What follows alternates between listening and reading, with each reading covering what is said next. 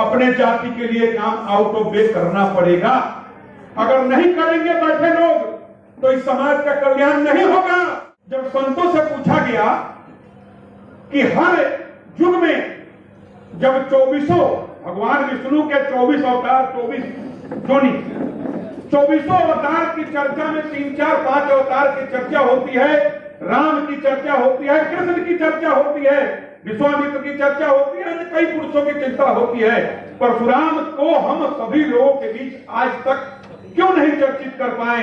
इस अपने जाति के लिए काम आउट ऑफ वे करना पड़ेगा। अगर नहीं करेंगे बैठे लोग तो इस समाज का कल्याण नहीं होगा। कोई वियतनाम और रशिया और इंग्लैंड से हमारे समाज के कल्याण के लिए नहीं आएगा।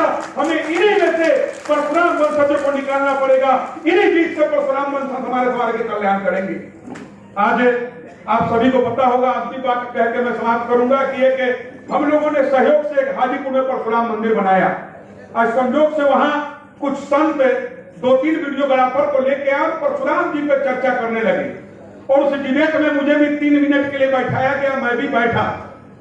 जब संतों से पूछा गया कि हर युग में जब 24 भगवान विष्णु के 24 अवतार 24 जोनी 24 अवतार की चर्चा में 3 4 5 अवतार की चर्चा होती है, राम की चर्चा होती है, कृष्ण की चर्चा होती है, विश्वामित्र की चर्चा होती है, कई पुरुषों की चिंता होती है। परशुराम को हम सभी लोगों के बीच आज तक क्यों नहीं चर्चित कर पाए? इस पर संतों ने तरह तरह का बात बोला। जब मुझसे पूछा गया, मैंने कहा कि भगवान परशुराम के साथ कुछ मंद बुद्धि के और कुछ ब्राह्मण विरोधी परशुराम वंशज विरोधी लोगों ने एक षड्यंत्र के तहत भगवान परशुराम को नीचा दिखाने का कोशिश किया।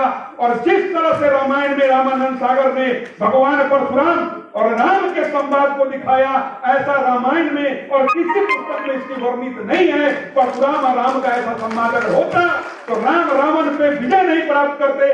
परशुराम की ही शिक्षा और परशुराम के ही अस्त्र से रावण पर विजय पाए थे राम, ये वर्णित है रामायणों में। लेकिन उसके बावजूद भी रामायण ने काल्पनिक रूप से भगवान परशुराम को एक जिद्दी, एक खड़ूस और एक बदमाश का रूप दिखाया गया। इस कारण से भगवान परशुराम का प्रचार प्रसार कम हो पाया है। ब्राह्मणों के प्रति, परशुराम वंशजों के प्रति सदियों से कई छोटी मानसिकता वाले लोग जो यह करके कि क्षत्रियों के विनाशक थे, ऐसा कोई बात नहीं था। क्षत्रियों के लिए उन्होंने सदैव लड़ाई किया है। पांडव से लेके कौरव तक और रामायण से लेके कृष्ण तक को भगवान परशुराम ने शिक्षा दीक्षा और शास्त्र की जानकारी दिया है।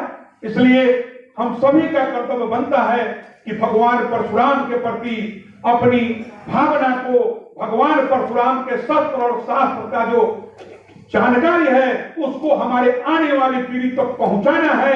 इन्हीं संकल्पों के साथ आज अपनी बात को समाप्त करते हैं और पुनः आप सभी परशुराम वंशजों को, बड़ों को शरण में वंदन अभिनंदन, मित्रों को गले से लगा करके मातृशक्ति को प्रणाम करते हुए जय परशुराम।